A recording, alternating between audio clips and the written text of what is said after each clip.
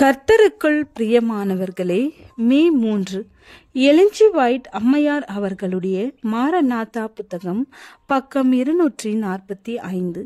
இன்றைய தியானத்திற்காக தெரிந்து கொள்ளப்பட்ட தலைப்பானது பெரும் விளைவுகளை ஏற்படுத்தக்கூடிய போராட்டம் நமக்கு முன்பாக இருக்கிறது.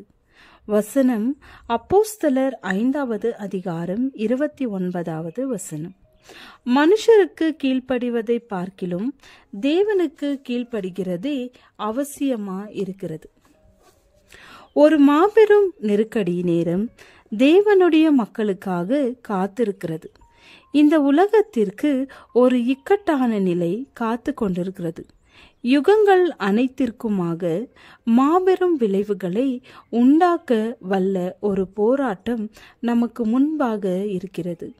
நாடு முழுவதற்கும் ஒரு முக்கியத்துவம் வாய்ந்த ஆர்வத்தை எழுப்பக்கூடிய ஞாயிறு ஆசரிப்பை அமுல்படுத்தக்கூடிய கடுஞ்சிக்கலான காரியம் ஒன்றிருக்கிறது. இந்த இயக்கத்தின் விளைவு என்னவா இருக்கும் என்பதை நாம் நன்றாக அறிவோம். ஆனால் இக்காரியத்திற்காக நாம் ஆயத்தமாக இருக்கிறோமா? மக்களுக்கு முன்பாக இருக்கும் ஆயத்தத்தை குறித்த எச்சரிப்பை கொடுப்பதற்காக தேவன் நம்மிடத்தில் ஒப்படைத்திருக்கின்ற அந்த கடமையை நாம் உத்தமமாக நிறைவேற்றி இருக்கிறோமா? வேதாகம ஓய்வு நாளான மெய்யான ஓய்வு நாள் கோரும் உரிமைகளை அறியாமலும் ஞாயிறு ஆசரிப்பு நிறுவப்பட்டிருக்கிற பொய்யான அடித்தளத்தை விளங்கிக் கொள்ளாமலும் அநேகர் இருக்கின்றனர். மார்க்க சம்பந்தமான சட்டத்திற்கு ஆதரவாக எந்த இயக்கம் ஏற்பட்டாலும் அது உண்மையிலே மனசாட்சியின் சுதந்திரத்திற்கு எதிராக நீண்ட காலம் உறுதியோடு போரிட்டு வந்திருக்கிற போப் ஆதிக்கத்திற்கு காட்டப்படும் சலுகை. ஞாயிறு ஆசரிப்பு ஒரு கிறிஸ்தவ அமைப்பாக அழைக்கப்படுவதற்கு அக்கிரமத்தின் இரகசியத்திற்கு கடமைப்பட்டிருக்கிறது.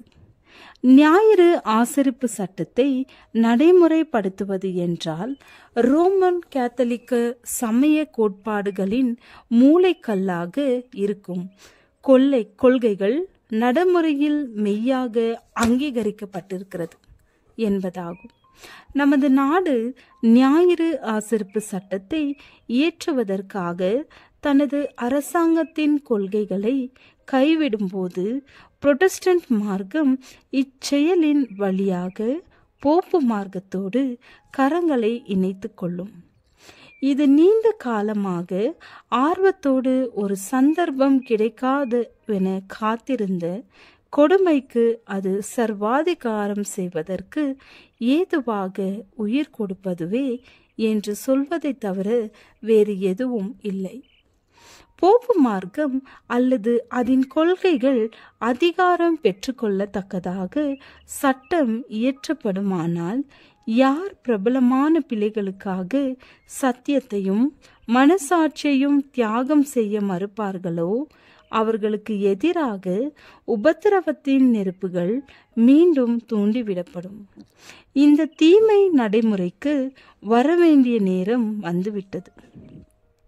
நமக்கு முன்பாக இருக்கும் ஆபத்துக்களை காட்டத்தக்கதான வெளிச்சத்தை தேவன் கொடுத்திருக்கும் போது அதை மக்களுக்கு முன்பாக கொண்டு வரத்தக்கதாக நமது சக்தியில் இருக்கும் எல்லா முயற்சிகளையும் செய்யாதபடி அலட்சியம் செய்வோமானால் அவருடைய பார்வையிலே நாம் எப்படி குற்றமற்றவர்களாக நிற்க முடியும்?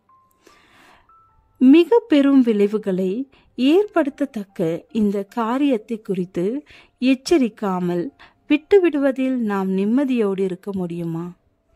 இந்த பூமியை ஆளுகை செய்பவர்களால் கொண்டு வரப்படும் சட்டங்கள் அண்ட சராசரத்தின் ஆளுநரான மகாதேவனின் சட்டங்களுக்கு எதிராக கொண்டு வரப்படும் பொழுது தேவனுடைய விசுவாசம் உள்ள குடிமக்கள் அவருக்கு உண்மையாக இருப்பார்கள்.